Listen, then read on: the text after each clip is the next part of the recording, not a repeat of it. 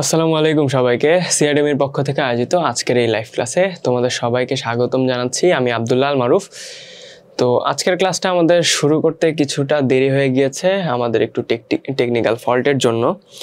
তো তোমরা যারা এখনো জয়েন করোনি খুব শীঘ্র জয়েন করে ফেলো।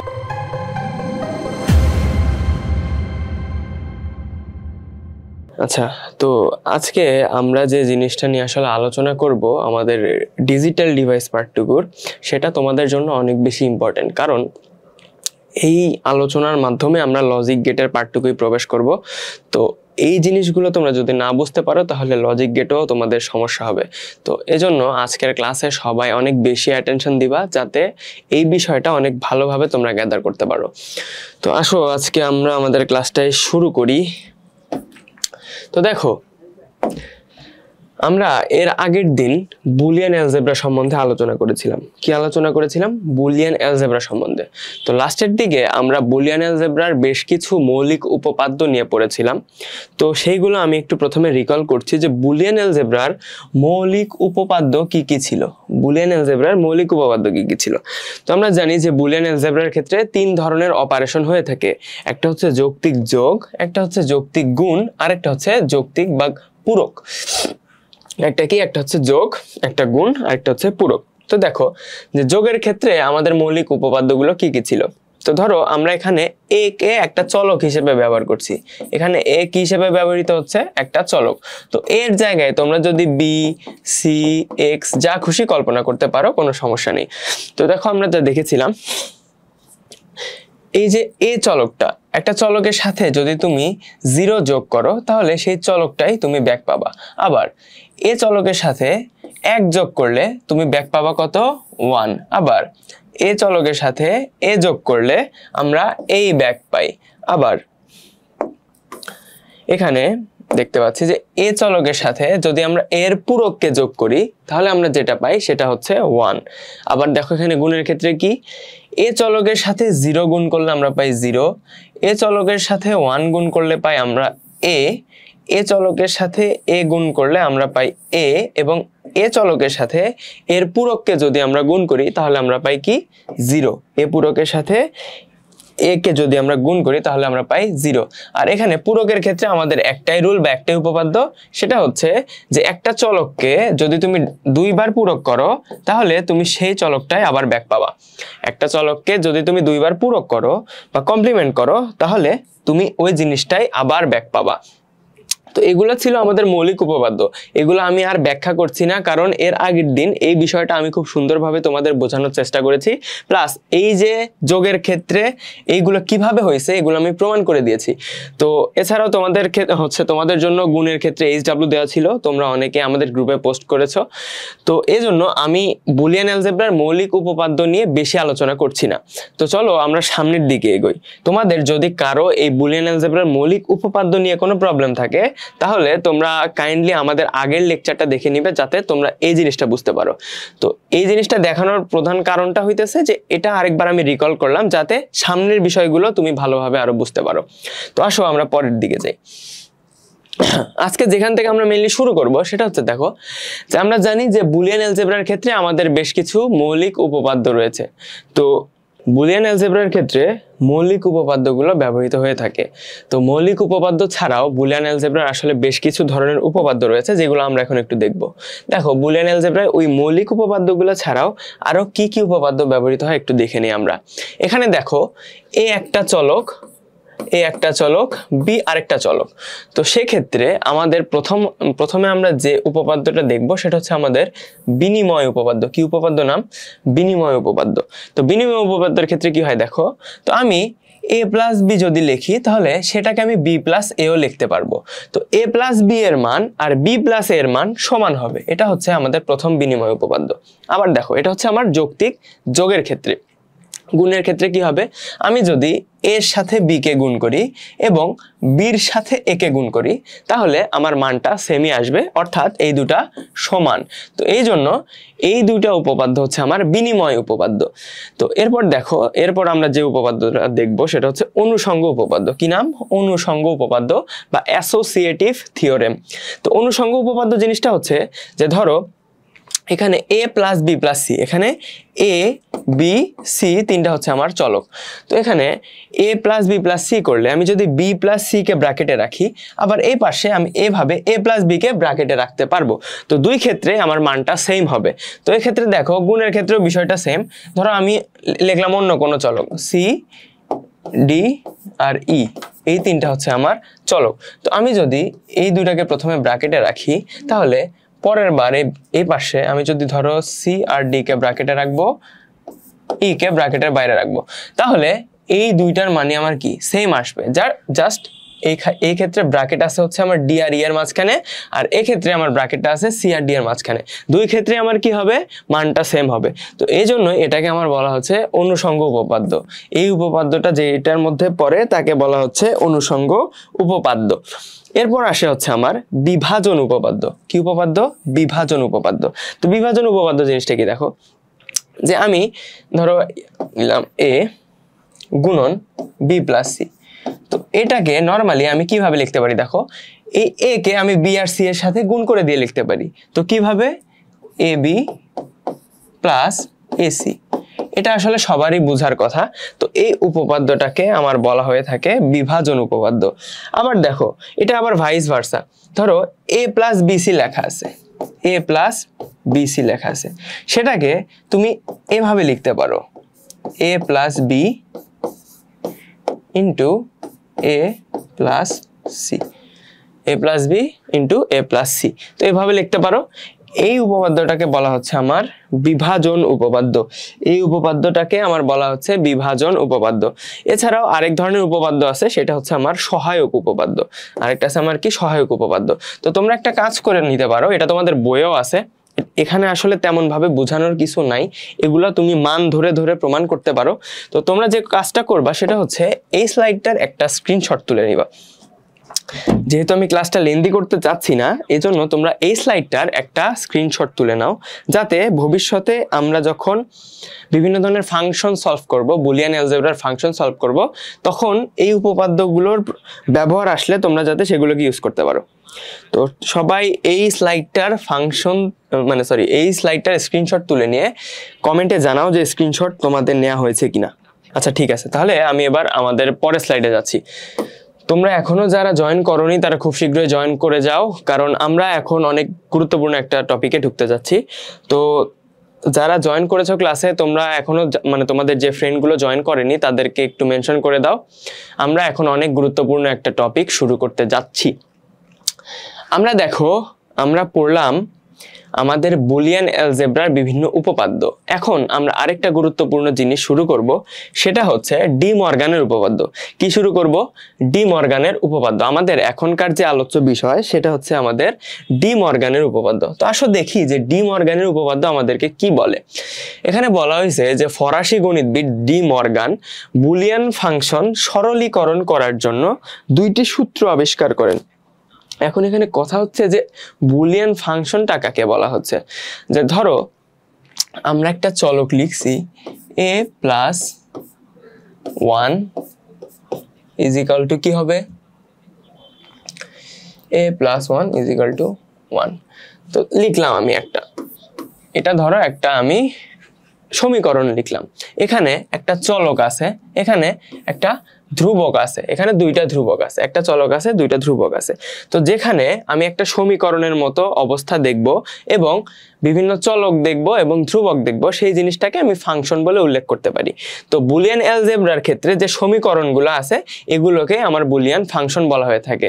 বুলিয়ান অ্যালজেব্রার ক্ষেত্রে যে সমীকরণ আছে এই সমীকরণগুলোকে আমার বুলিয়ান ফাংশন বলা হয়ে থাকে।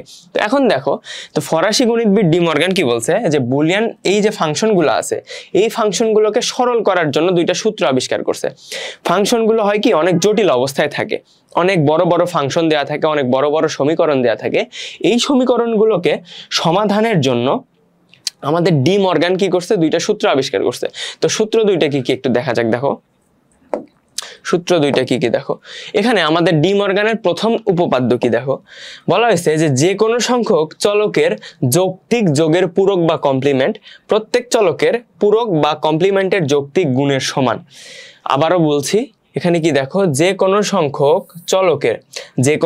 চলকের যৌক্তিক যোগের পূরক বা কমপ্লিমেন্ট প্রত্যেক চলকের পূরক বা কমপ্লিমেন্টের যৌক্তিক গুণের সমান। তো জিনিসটা কি রকম, ধরো এখানে আমার কয়েকটা চলক আছে a1 a2 a3, ধরো আমার এই তিনটা চলক আছে। এই তিনটা চলককে আমি যদি যোগ করি, কি করব, যোগ করলাম, যোগ করে এগুলোর যদি আমি পূরক করি, মানে এই তিনটা চলকের যোগফলের যদি আমি পূরক করি, তাহলে সেটা কিসের সমান হবে দেখো, তাহলে সেটা সমান হবে আমার a1 একটা চলক আছে তার পূরক ডট বা গুণ, a2 একটা চলক আছে তার পূরক গুণ, a3 একটা চলক আছে তার পূরক এর গুণ।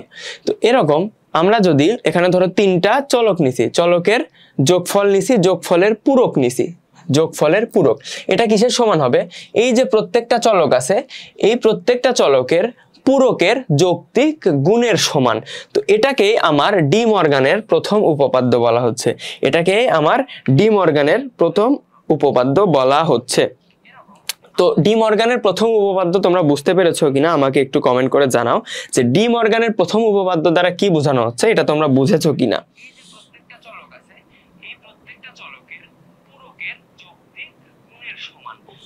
তোমরা একটু আমাকে কমেন্ট করে জানাও যে ডি মর্গানের প্রথম উপপাদ্য দ্বারা কি বোঝানো হচ্ছে, তোমরা তা বুঝতে পেরেছো কিনা।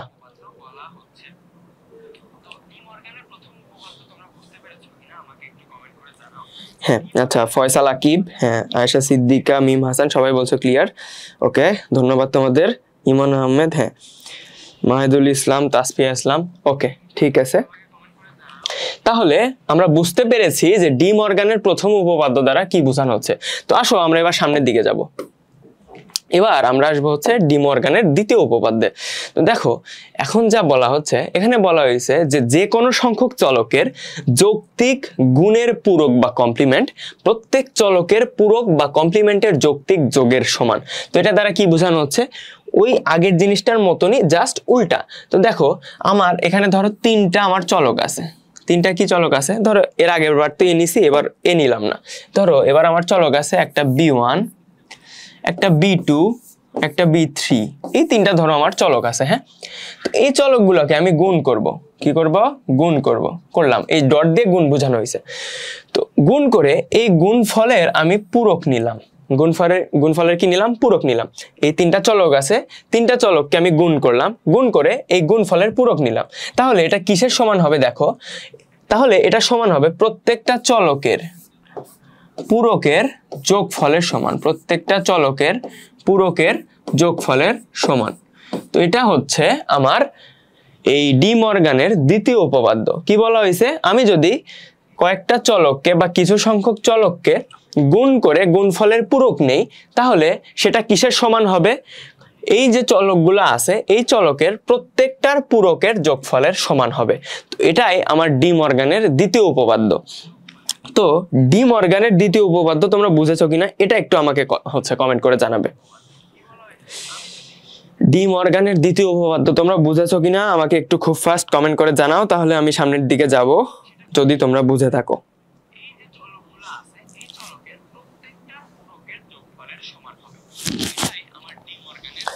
ডি মর্গানের দ্বিতীয় উপপাদ্য তোমরা বুঝেছো কিনা আমাকে একটু জানাও কমেন্ট করে খুব তাড়াতাড়ি। হ্যাঁ ইভা বলছো ক্লিয়ার, হ্যাঁ সঞ্জিদা বুঝছে, মাহিদুল, হ্যাঁ সঞ্জিদা ক্লিয়ার, আচ্ছা ঠিক আছে, সাজিয়া সুলতানা ক্লিয়ার, হ্যাঁ ফারজানা আক্তার, জি হ্যাঁ, নূর নবী, হ্যাঁ ঠিক আছে। আচ্ছা, তো সবাই যেহেতু ডি মর্গানের দ্বিতীয় উপপাদ্য বুঝতে পেরেছো, তাহলে আমরা এবার আরো একটু সামনের দিকে যাব। তো দেখো তখন আমরা দেখলাম ডি মর্গানের উপপাদ্য যদি একই চলক থাকে, একই মানে কি এ এর বিভিন্ন চলক নিছিলাম আমরা। তো এখন দেখো আমরা কি দেখব যে এ আর বি দুটি চলকের জন্য ডি মর্গানের উপপাদ্যটা কি রকম হয়ে থাকে।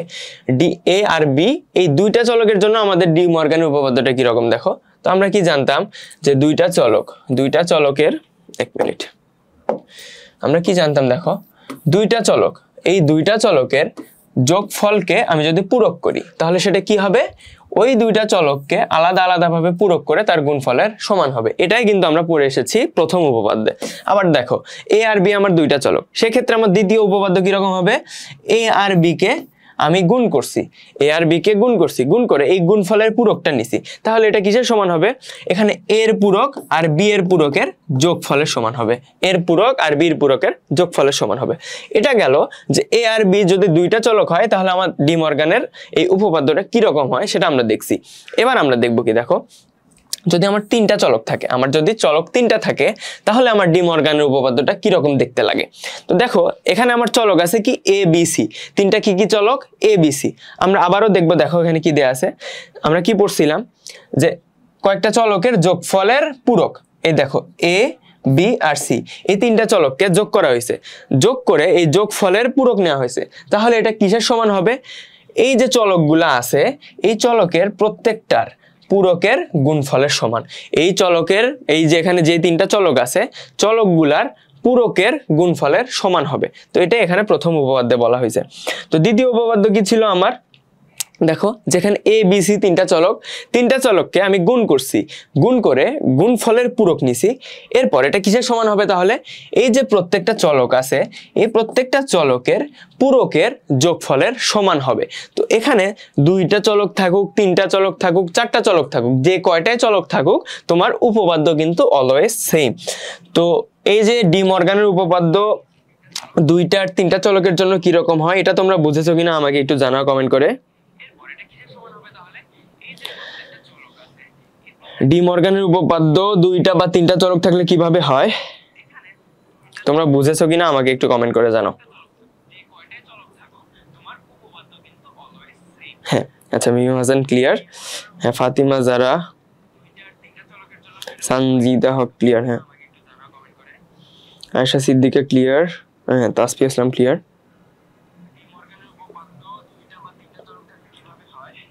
আচ্ছা যারা একটু মিস করেছো সামনে তারা কি করবে যে আমাদের এই ক্লাসটা শেষ হয়ে গেলে এটা আমাদের ফেসবুক গ্রুপে, পেজে এবং আমাদের ইউটিউব চ্যানেলে আপলোড দিয়ে দেওয়া হয়। তোমরা একটু আগের অংশটুকু দেখে নিবে, তাহলেই হচ্ছে আমাদের প্রথম যেটুকু তোমরা মিস করেছো ইনশাল্লাহ বুঝে যাবে। তো আসো আমরা পরের দিকে যাই, সবাই যেহেতু ক্লিয়ার আসো আমরা পরের দিকে যাই। এবার আমরা একটা অনেক গুরুত্বপূর্ণ বিষয় নিয়ে আলোচনা করব, সেটা হচ্ছে সত্যক সারণী। কি নিয়ে আলোচনা করব? সত্যক সারণী, যেটা তোমরা হয়তো বা দেখে আসছো অনেক ক্ষেত্রে। তো দেখো সত্যক সারণী বিষয়টা আসলে কি? যে সারণীর মাধ্যমে বুলিয়ান সমীকরণে চলক সমূহের বিভিন্ন মান বিন্যাসের জন্য বিভিন্ন আউটপুট প্রদর্শন করা হয় তাকে সত্যক সারণী বলে। সত্যক সারণীর সাহায্যে বুলিয়ান সমীকরণের সত্যতা নির্ণয় করা যায় বা সত্যতা যাচাই করা যায়। যদি বুলিয়ান সমীকরণে n সংখ্যক চলক থাকে, কি সংখ্যক? n সংখ্যক যদি চলক থাকে তবে সত্যক সারণীতে ইনপুট কম্বিনেশন হবে 2 টু দ্য পাওয়ার n সংখ্যক এবং আউটপুটও হবে 2 টু দ্য পাওয়ার n সংখ্যক। এখন দেখো এখানে অনেক কথা বলা হয়েছে, এটা আমরা একটা উদাহরণের সাহায্যে বুঝবো। দেখো এটা আমার একটা সত্যক সারণী। এটা কি? এটা হচ্ছে আমার একটা সত্যক সারণী। তো যে সারণীর মাধ্যমে আমরা একটা ফাংশনের আউটপুট পেয়ে থাকি, একটা ফাংশনে বিভিন্ন ইনপুট দেওয়ার পর আউটপুট পেয়ে থাকি, সেই সারণীটাকে আমরা বলতেছি সত্যক সারণী। তো দেখো এখানে কি, এই যে এখানে একটা অংশ থাকে, যে অংশটাকে আমার বলা হয় হচ্ছে ইনপুট, আমার ইনপুট। আর এই যে এখানে একটা অংশ থাকে, আরেকটা অংশ থাকে, এই অংশটাকে আমার বলা হয় আউটপুট। এই অংশটাকে কি বলা হয়? আউটপুট। এখন এখানে আমি একটা a প্লাস বি ফাংশনের জন্য সত্যক সারণী নির্ণয় করতেছি। এটা তোমার হতে পারতো b প্লাস সি ফাংশন বা হচ্ছে a plus B dot C function, যে কোনো ফাংশনের জন্য সত্যক সারণী তুমি নির্ণয় করতে পারো। তো আমরা এখানে কি করতেছি? আমরা এখানে a প্লাস বি এর জন্য এর সত্যক সারণী নির্ণয় করতেছি। তো দেখো এটুকু হচ্ছে আমাদের ইনপুট অংশ, মানে এখানে আমরা বিভিন্ন ভ্যালু ইনপুট দিব বা বিভিন্ন মান ইনপুট দিব। এটুকুতে আমরা কি করব? বিভিন্ন মান ইনপুট দিব, আর এখানে এই জায়গাটায় আমরা আউটপুট পাবো। তো কিভাবে সেটা আমরা দেখি। তো আমাদের দেখো এখানে একটা কথা বলা হয়েছে যে তোমার বুলিয়ান সমীকরণে n সংখ্যক চলক থাকলে সত্যক সারণীতে ইনপুট কম্বিনেশন হবে 2 টু দ্য পাওয়ার n। এখন এটা আমরা দেখি। দেখো এখানে আমার চলক কয়টা বলো তো? এখানে চলক আমার a আর b, অর্থাৎ আমার চলক আছে দুইটা, তাহলে আমার ভ্যালুর কম্বিনেশন বা ইনপুট কম্বিনেশন হবে 2 টু দ্য পাওয়ার 2 বা চার ধরনের, আমার চার ধরনের কম্বিনেশন হইতে পারে। এখন আমরা জানি কি যে বুলিয়ান অ্যালজেব্রার ক্ষেত্রে আমাদের প্রতীক কয়টা ব্যবহার করা হয়? দুইটা প্রতীক, 0 আর 1। তার মানে এই 0 আর 1টা আমার চার ভাবে থাকবে। কয় ভাবে থাকবে? 0 আর 1টা থাকবে আমার চার ভাবে। 0 আর 1টা আমার চার ভাবে থাকবে। আমি আবারও বলতেছি যে এই সত্যক সারণীতে যে কয়টা চলক থাকবে সেই চলকের 2 টু দ্য পাওয়ার n সংখ্যক আমার ইনপুট কম্বিনেশন থাকবে। যে কয়টা চলক থাকবে, যদি আমার n সংখ্যক চলক থাকে আমার ইনপুট কম্বিনেশন হবে 2 টু দ্য পাওয়ার n। যদি আমার ধরো 3টা চলক, তাহলে আমার ইনপুট কম্বিনেশন হবে 2 টু দ্য পাওয়ার 3। তো এই জিনিসটা তোমরা বুঝছো কিনা আমাকে একটু কমেন্ট করে জানাও যে কম্বিনেশন বলতে কি বোঝায়, এটা তোমরা বুঝছো কিনা। হ্যাঁ, আচ্ছা দেখো এখানে আরেকটা জিনিস আমি একটু ক্লিয়ার করি, যেখানে কম্বিনেশন বলতে কি বোঝাচ্ছে। এখানে কম্বিনেশন বলতে কি বোঝাচ্ছে? কম্বিনেশন বলতে বোঝায় দেখো যে আমার বিভিন্নভাবে মান থাকতে পারে। ধরো প্রথমে 0 1 থাকতে পারে, 1 0 থাকতে পারে, 1 1 থাকতে পারে। এইগুলো হচ্ছে আমার বিভিন্ন কম্বিনেশন, মানে কোনটা আগে থাকবে কোনটা পরে থাকবে, এগুলোকে বলা হচ্ছে কম্বিনেশন। তো আমার যদি চলক থাকে 3টা, তাহলে আমার কম্বিনেশন হবে 2 টু দ্য পাওয়ার 3। আবার আমার যদি চলক থাকে 2টা, তাহলে আমার কম্বিনেশন হবে কি 2 টু দ্য পাওয়ার 2 বা 4টা। তো এটাকেই বলা হচ্ছে যে যে কয়টা তোমার চলক থাকবে সে অনুযায়ী 2 টু দ্য পাওয়ার n সংখ্যক তোমার কম্বিনেশন হবে। তো এখানে দেখো আমরা এটা সত্যক সারণী করি। এটা হচ্ছে আমার একটা 2 চলক বিশিষ্ট ফাংশন। কয় চলক বিশিষ্ট? 2 চলক বিশিষ্ট। আমরা ফাংশন থেকে বুঝতে পারতেছি এটা 2 চলক বিশিষ্ট ফাংশন। এখানে দেয়া আছে a প্লাস b। তো এটা কি 2 চলক বিশিষ্ট ফাংশন। তো এখানে আমার ইনপুট কম্বিনেশন কয় ধরনের হবে? 2 টু দ্য পাওয়ার 2 বা 4 ধরনের ইনপুট কম্বিনেশন হবে, যেটা আমরা দেখতে পারতেছি। দেখো এইটুকু হচ্ছে আমার ইনপুট, এইটুকু আমরা কি জানি, এইটুকু হচ্ছে আমার ইনপুট। দেখো তো এখানে ইনপুট কম্বিনেশন দেখো, এই যে এক ধরনের ইনপুট কম্বিনেশন, এখানে এক ধরনের ইনপুট কম্বিনেশন, এখানে এক ধরনের, এখানে আরেক ধরনের। তো 4টা না ইনপুট কম্বিনেশন, আমার কয়টা ইনপুট কম্বিনেশন আছে? 4টা। তো এটা এখন কিভাবে বসলো এটা একটু দেখাই। আমি একটু ইয়াটা নতুন করে লিখতেছি, তাহলে বুঝবা যে এটা কিভাবে বসে। এখানে লিখি, হ্যাঁ এখানে ধরো দেয়া আছে হচ্ছে a, এখানে b, আর এটা হচ্ছে আমার আউটপুট a প্লাস b। এখন কম্বিনেশনটা বসবে কিভাবে? দেখো এটা আমি তোমাদের অনেক সহজ করে বোঝাই। এটা আসলে কম্বিনেশনটা সাজানোর অনেক রকমের নিয়ম আছে, তো আমি তোমাদের সবচেয়ে সোজা নিয়মটা বলি। দেখো আমাদের এখানে কম্বিনেশন কয় ধরনের হবে? 4 ধরনের কম্বিনেশন হবে। তার মানে আমাদের ঘর এখানে কয়টা? 2 3 4। তার মানে আমাদের এখানে 4টা ঘর। তো প্রথমে দেখো এই যে এতে তুমি কি বসাবা? আমরা জানি এখানে 4টা ঘর। তো তুমি কি করবা? 4কে অর্ধেক করবা, 4কে অর্ধেক করবা। অর্ধেক করলে কত আসে? 2। তো এই জন্য প্রথম 2 ঘরে 0 বসাবা, শেষের 2 ঘরে 1 বসাবা। এটা গেল তোমার প্রথম কম্বিনেশন বসানোর স্টেপ। এরপর পরের ঘরে আসো। প্রথমে আমরা কি নিছিলাম? 2টা করে নিছিলাম, মানে প্রথম 2 ঘরে 0, প্রথম হচ্ছে শেষ 2 ঘরে 1। এবার কি নিব? দেখো এক ঘর করে নিব, মানে এক ঘরে 0 বসাবো, এক ঘরে 1 বসাবো, এক ঘরে 0 বসাবো, এক ঘরে 1 বসাবো। এভাবে তোমার কম্বিনেশন হচ্ছে বসাতে হয়। এবার আমরা একটু 3 চলকের ক্ষেত্রে দেখে আসি। দেখো ধরো তোমার হচ্ছে চলক আছে 3টা, তখন তুমি কি করবা? ধরো a b c, তোমার 3টা চলক আছে। তাহলে 3টা চলকের ক্ষেত্রে আমরা কি জানি? আমাদের কম্বিনেশন হবে তখন 2 টু দ্য পাওয়ার 3টা, মানে আমার তখন কম্বিনেশন হবে কয়টা? 8টা। তো আসো এবার আমরা 8টা হচ্ছে মানকে এখানে ইনপুট করব। কিভাবে? দেখো 1 2 3 4 5 6 7 8। দেখো আমরা কি বলছি? যে কয়টা ঘর আছে সেটাকে তুমি প্রথমে 2 দিয়ে ভাগ করে নিবা। তো এখানে আমার ঘর আছে 8টা। কি করব? আমরা 2 দিয়ে ভাগ করে নিব। 2 দিয়ে ভাগ করে নেওয়ার পর আসে হচ্ছে 4। 8কে যদি আমি 2 দিয়ে ভাগ করি তাহলে আমার অ্যান্সার আসে কত? 4। তো আমি কি করব? এই প্রথম 4 ঘরে 0 বসাবো। 2 3 4, 1 2 3 4 5 6 7 8। আচ্ছা আমরা এক ঘর বেশি নিয়ে ফেলেছি, এটা আসলে দরকার নেই। দেখো আমরা কি করব? 8কে 2 দিয়ে ভাগ করব, যেহেতু আমার কম্বিনেশন আছে 8টা। তো আমরা কি করব? 8কে 2 দিয়ে ভাগ করব। 2 দিয়ে ভাগ করলে আসে হচ্ছে 4। তো এই জন্য প্রথম 4 ঘরে 0 বসাবো, পরের 4 ঘরে 1 বসাবো। এরপর দ্বিতীয় ঘর, এখানে দেখো কি করব, প্রথমে আমরা 4 ঘর করে নিয়েছি, এবার আমরা 2 ঘর করে নিব। কয় ঘর করে? 2 ঘর করে। তো দেখো এখানে 2 ঘরে আমি 0 বসাবো, 2 ঘরে 1 বসাবো, আবার 2 ঘরে 0 বসাবো, 2 ঘরে 1 বসাবো।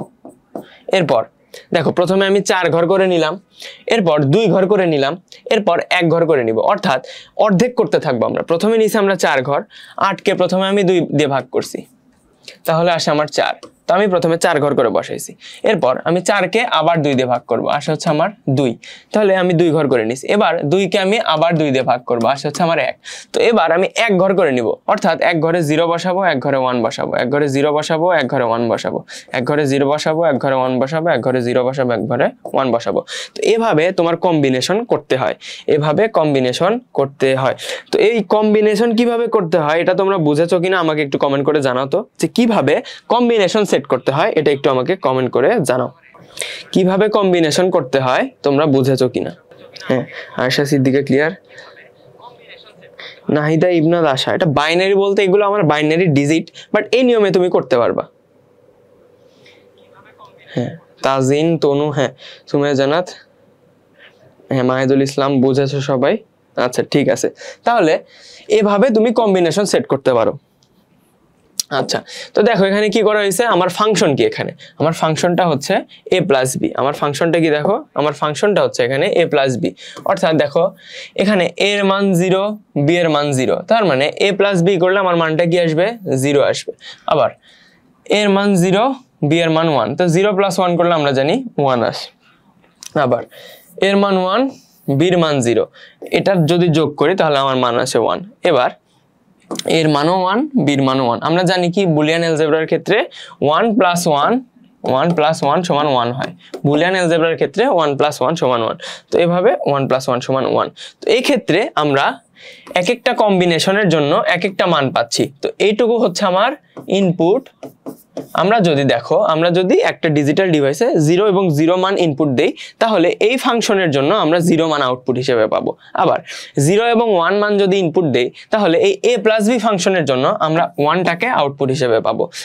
আবার এখানে 1 আর 0 যদি মানটাকে ইনপুট দেই, তাহলে ডিজিটাল ডিভাইসে a + b এই ফাংশনের জন্য আমরা 1 মানটাকে আউটপুট হিসেবে পাবো।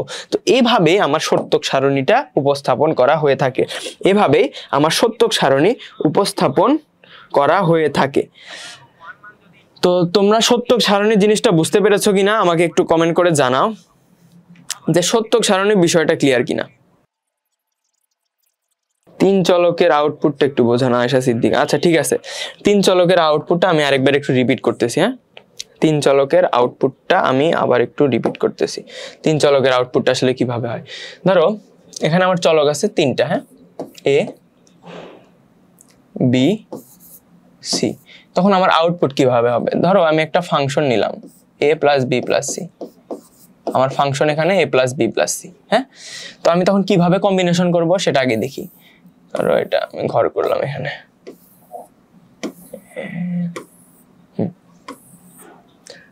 এক, আমরা কি জানি যে যে কয়টা চলক থাকবে তার উপর ভিত্তি করে আমার এখানে 3টা চলক, তাহলে আমার কম্বিনেশন হবে 2⁻³ মানে 8টা। তো আমি 8টা ঘর করে নিব, 1 2 3 4 5 6 7 8। তো আমার 8টা ঘর হয়ে গেছে। এখন আমি কিভাবে মানগুলো বসাবো দেখো, আমরা জানি যে যে কয়টা ঘর থাকে, একদম প্রথম ঘরে কি করতে হয়, 8টা ঘর আছে, তার মানে আমি প্রথম ঘরে 8কে 2 দিয়ে ভাগ করব, কত হয় 4। তো এজন্য প্রথম 4 ঘরে আমি 0 বসাবো, প্রথম 4 ঘরে 0, পরের 4 ঘরে কি বসাবো, 1 বসাবো, গেল। তো প্রথমে আমি 4 ঘরে 0 বসাইছি, 4 ঘরে 1 বসাইছি, তার মানে 4 ঘর করে নিয়েছি। তো এরপরের বার এসে কি করব দেখো, যে 4কে 2 দিয়ে ভাগ করব, 4কে 2 দিয়ে ভাগ করলে কত আসে 2। তো এজন্য এই যে 2টা করে 0 বসাবো, 2টা করে 1 বসাবো, 2টা করে 0 বসাবো, 2টা করে 1 বসাবো, গেল। এখানে আমি আবার কি করেছি, 2 ঘর করে নিয়েছি। তো এর পরের ঘরে আমরা কি করব, 2কে 2 দিয়ে ভাগ করব, মানে 2 এর অর্ধেক নিব আমরা আর কি। তো 2 এর অর্ধেক কত, 2 এর অর্ধেক হচ্ছে 1। তো এবার আমরা একটা করে 0 নিব, একটা করে 1 বসাবো, একটা করে 0, একটা করে 1, একটা করে 0, একটা করে 1, একটা করে 0, একটা করে 1।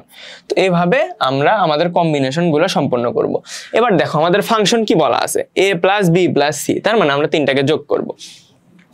0 প্লাস 0 প্লাস 0 কত হবে অ্যান্সার? 0 হবে। আচ্ছা, আবার 0 প্লাস 0 প্লাস 1 কত হবে অ্যান্সার? 1 হবে। এবার 0 প্লাস 1 প্লাস 0 কত হবে অ্যান্সার? 1 হবে। এবার 0 প্লাস 1 প্লাস 1 আমরা কি জানি 1 প্লাস 1 করলে বুলিয়ান অ্যালজেব্রার ক্ষেত্রে 1 হয়। 1 প্লাস 1 করলে বুলিয়ান অ্যালজেব্রার ক্ষেত্রে কি হয়? 1 হয়। তো এটা লিখেছি। এরপর 1 প্লাস 0 প্লাস 0 অ্যান্সার আমার 1 হবে। আবার এরপর 1 প্লাস 0 প্লাস 1 তো আমরা জানি কি 1 প্লাস 0 সমান হয় 1। আবার 1 এর সাথে 1 যোগ করলে কি হয়? 1ই হয়। তো লিখলাম 1। এরপর 1 প্লাস 1 প্লাস 0 কি হবে? 1 হবে। আবার এখানে 3টা 1 এর যোগফল আছে, তার মানে কি দেখো 1 এর সাথে 1 যোগ করলে কি আমার একই হয়। তো এর সাথে আবার আমি আরেকটা 1 যোগ করলাম, তাহলে আমার কি হবে? একই হবে। তো এইভাবে আমার এই ফাংশনের জন্য সত্যক সারণী নির্ণয় হয়ে গেল। তো এইবার তোমরা বলো যে এইবার আমাদের সত্যক সারণী নিয়ে তোমরা ক্লিয়ার কিনা, কারণ এটা অনেক ডিটেইলে আমি আলোচনা করে ফেলেছি।